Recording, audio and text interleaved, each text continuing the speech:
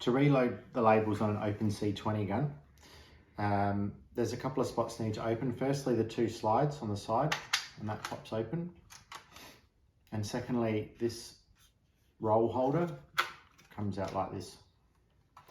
Then you need to grab the new roll of labels and take off one whole layer. You don't want any labels on the back. And you can tear that off square with the labels.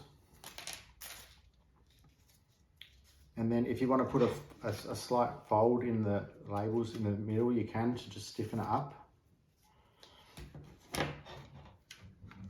And then what we need to do is go through that big hole there.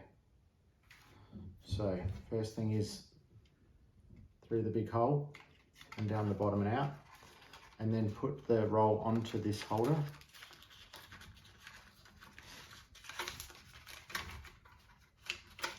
And then close that, like so.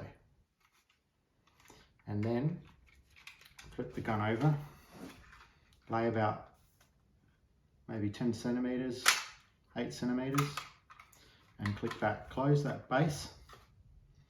Then what you need to do is remove the labels from the backing paper.